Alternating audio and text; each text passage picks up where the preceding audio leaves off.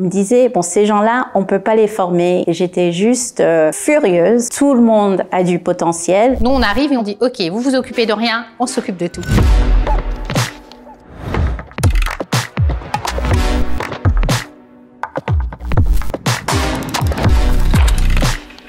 Bonjour, je suis Sylvie Milverton, CEO de Lynx Educate. Bonjour, je suis Lamia Rouaille et je suis la Chief Academic Officer de Lynx Educate. J'ai un doctorat en nanophysique de l'université Pierre et Marie Curie. J'ai aussi un master en sciences de l'éducation parce que je suis passionnée d'éducation. J'ai fait de la philosophie, de la littérature. Après, j'ai eu une maîtrise en littérature française. Et après, j'ai passé pour faire des études de commerce et j'ai fait un MBA. Je crois que j'étais en fait toujours passionnée de business. J'avais trouvé un papier que j'ai écrit quand j'avais 10 ans. J'avais écrit business international et je crois que toujours j'avais cette idée de vivre dans d'autres pays et travailler dans le business international, même si je comprenais pas exactement ce que ça voulait dire. Alors j'avais deux rêves, je voulais être reine d'Angleterre et je voulais être astronaute. Et puis très vite, je voulais être physicienne parce que la physique, ça explique le monde. Lynx Educate, c'est une plateforme qui met en lien les entreprises avec des formations de haute qualité pour leurs salariés. Et en même temps, on a tout un process d'accompagnement pour s'assurer que les salariés sont engagés dans la formation et surtout la réussissent.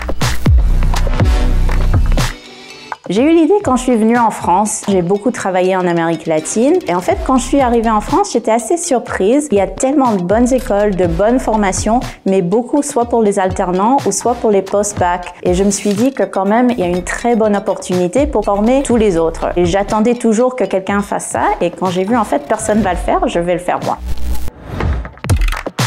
Oui, former ses salariés aujourd'hui en France et en Europe, dans beaucoup de pays européens, c'est obligatoire. Et donc nous, on accompagne les DRH pour former leurs salariés. Aujourd'hui, arriver à décrypter ce qui convient pas, qu'est-ce qu'une formation certifiante, qu'est-ce qu'une formation diplômante, qu'est-ce que Calliope, tout ça est tellement compliqué. Nous, on arrive et on est facilitateur, on dit OK, vous vous occupez de rien, on s'occupe de tout. Donc, on a 8 partenaires éducation. On a lancé avec 2 clients, une entreprise en France et une autre au UK. On est 5 salariés, presque 7, et encore 5 en temps partiel. On était choisi dans le top 20 des startups EdTech pour une grosse conférence à San Diego qui s'appelle ASU GSV. Et là, de présenter à cette conférence devant tous les investisseurs et en fait toute la communauté d'éducation et de EdTech, ça nous donne une plateforme pour bien présenter notre projet. L'entrepreneuriat, pour moi, c'est la liberté, la stimulation intellectuelle et travailler avec des gens extraordinaires. C'est un peu comme tomber amoureux. On se rend compte, ah oui, j'ai cette super chose dans ma vie que je suis en train de développer. Il y a des jours qu'on est super heureux et d'autres jours où on pleure, mais on sait qu'on est au début de quelque chose qui va se développer.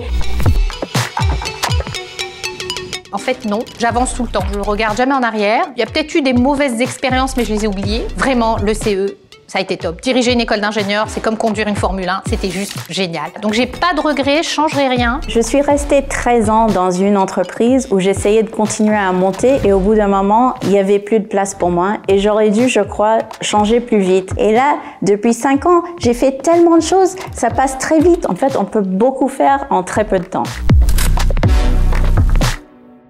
Est-ce que t'es sûre? Est-ce que t'es folle? Mais je crois que la pire chose qu'on m'ait dite plutôt, c'est quand j'ai pris la direction de l'école d'ingénieur en me disant quel effet ça fait d'être une femme maghrébine à la tête d'une école d'ingénieur française. C'est une maman qui m'avait dit ça. Ça, c'était un peu... Mais bon. Quand j'ai dit que je voulais former les middle managers, les gens qui travaillaient dans le retail, dans les magasins, et on me disait, bon, ces gens-là, on peut pas les former, ils n'ont pas de potentiel. Et j'étais juste furieuse parce que tout le monde a du potentiel. Je pense que quand je dis qu'il faut se former, je suis assez sérieuse. Il faut tout le temps apprendre. Et il ne faut pas avoir peur de se tromper parce qu'on ne se trompe jamais en réalité. Bon, ça, tout le monde le dit tout le temps, mais il faut vraiment l'appliquer. C'est peut-être parce qu'on passe la journée de la femme, mais dans les EdTech, je crois qu'il n'y a que 10% des CEO qui sont des femmes. Donc mon message, c'est allez-y, lancez-vous, prenez la main, prenez le leadership, levez des fonds, on peut tout faire. C'était Sylvie. C'était Lamia. Pour Clap. De Comme Média. Merci pour l'invitation. Waouh! Merci! Merci à tous! Oh, c'est trop cool! Quel joli prix! On est trop fiers!